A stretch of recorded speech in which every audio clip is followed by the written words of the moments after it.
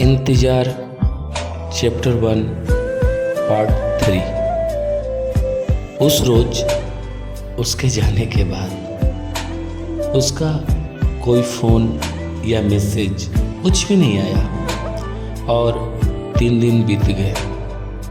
1 जनवरी उस साल का पहला दिन, ना तो मैंने उसे देखा और ना ही उससे मेरी कोई बात हुई। मुझे कुछ अच्छा नहीं लग रहा था, मन बहुत घबरा रहा था। और उसने वादा किया था कि वो फ़ोन करेगी और ज़रूर करेगी। उसने मुझे फ़ोन करने से भी मना किया था, इसलिए मैंने चाहकर भी उसे अगले 2 दिनों तक फ़ोन नहीं किया और उसके फ़ोन का इंतज़ार करता रहा। 2 दिन बीत गए और फिर आया 3 जनवरी 2014।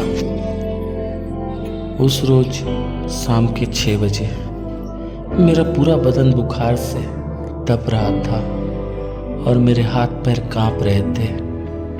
मैं उसके लिए तड़प रहा था, मैं उसे देखना चाहता था। मैं जब बर्दाश्त नहीं कर पाया तो मैंने उसे फ़ोन किया। उसका फ़ोन बंद आ रहा था। मैंने लगातार 2 घंटों तक बार बार उसे फ़ोन किया, मगर हर बार उसका फ़ोन बंद ही आया। रात के 8 बजे मैंने उसकी बेस्ट फ्रेंड सुनीता को फ़ोन किया, जिसकी हमारी लव स्टोरी में काफ़ी महत्वपूर्ण भूमिका थी।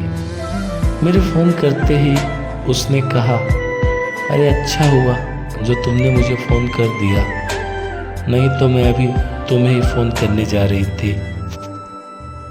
मैंने हैरान होकर पूछा, क्यों, क्या हो गया? वो बोली, हुआ तो कुछ भी नहीं है मेरे जीजू, बस 3 दिनों से आपकी मिताली का फ़ोन बंद आ रहा है। मैंने कहा, क्या 3 दिनों से? वो बोली, हाँ, पर तुम उससे कैसे बात कर रहे हो? मैंने कहा, पिछले 2 दिन तक मैंने उसे कॉल ही नहीं किया। सुनीता बोली, क्यों, तुम दोनों में झगड़ा हुआ है क्या, जो उसका फ़ोन बंद आ रहा है? मैंने सुनीता से कहा, नहीं, ऐसी कोई बात नहीं है। तो फिर क्यों उसका फ़ोन बंद आ रहा है? यही बात तो मैं भी जानना चाहता था कि आखिर क्या हो गया है। मैंने सोचा कि सुनीता को 31 दिसंबर की सारी बातें बता दूं, लेकिन मिताली ने उस दिन वाली बातें किसी को भी बताने से मना किया था और एक वादा करके गई थी कि वो मुझे फ़ोन करेगी और चाहे जो हो जाए वो शादी सिर्फ और सिर्फ मुझसे ही करेगी। इसलिए मैंने सुनीता को कुछ नहीं बताया, लेकिन मेरा मन बहुत घबरा रहा था। इसलिए मैंने सुनीता से कहा कि तुम एक बार उसके घर जाकर पता करो ना क्या हुआ है, उसका फ़ोन क्यों बंद आ रहा है।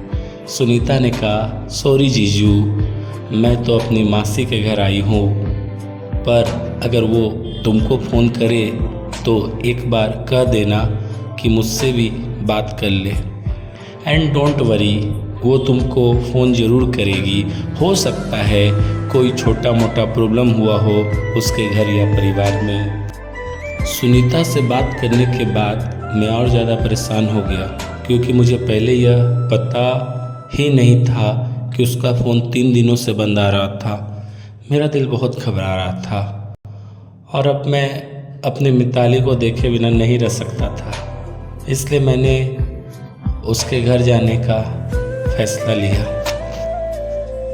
एक तो मैं बुखार से जल रहा था, मगर प्यार के रोग के आगे बुखार कुछ भी नहीं था। जैसे ही मैं लड़खड़ाते हुए अपने घर से बाहर निकला, सामने चाट वाले का ठेला था और उसके ठेले से गाने की आवाज़ आ रही थी। दिल है कि मानता नहीं,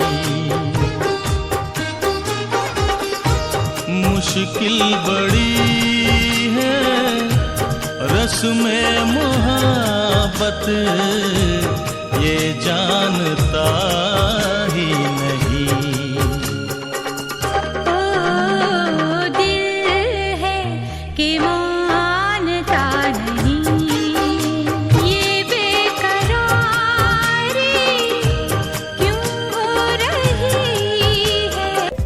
उस रात ठंड भी बहुत अधिक थी और मेरी तबीयत भी बेहद खराब थी, पर पता नहीं मुझ पर कैसा पागलपन सवार था कि मैंने अपने तबीयत ठीक होने तक का इंतज़ार नहीं किया, क्योंकि शायद इसके बाद मुझे बहुत लंबा इंतज़ार करना था। मैं अपने घर से पैदल ही निकल गया और घर में किसी को पता तक नहीं चला।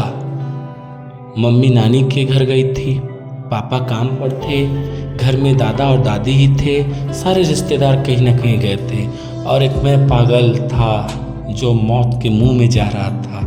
रात के तकरीबन 8:30 का समय हुआ होगा जब मैं ठंड और बुखार दोनों से कांपते हुए मिताली के घर के पास पहुंचा।